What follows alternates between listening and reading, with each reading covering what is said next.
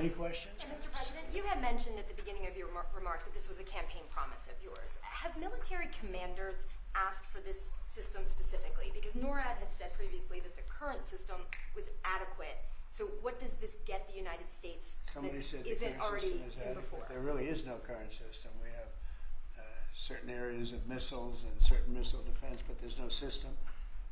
We just have some very capable weapons that hopefully we never have to use, but we have some very capable weapons. Now, this is a different league. There's never been anything like this. This is something that's going to be very protective. I think you can rest assured there'll be nothing like this. Nobody else is capable of building it either.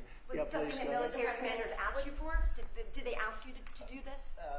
Well, let me put it differently. I suggested it, and they all said, "We love the idea, sir." That's the way it's got to be, right?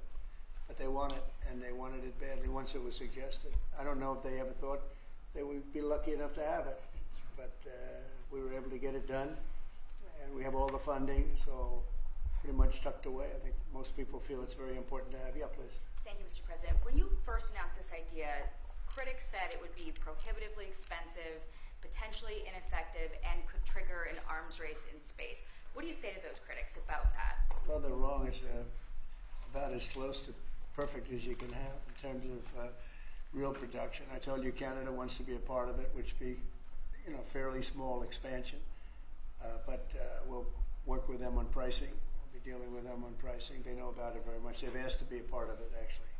They've asked us to be a part of it. I think it's something that is great. If you can afford to do it, we can afford to do it. We took in $5.1 trillion in the last 4 days in the Middle East.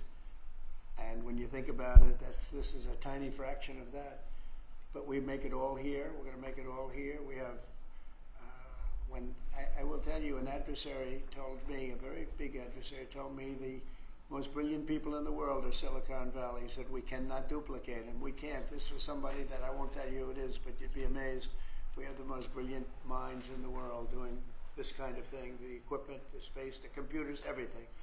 But I said that we just can't duplicate what you have there in Silicon Valley. We never have been able to, and there's a very strong group of people and very strong minds, but they can't. So we have things that nobody else can have.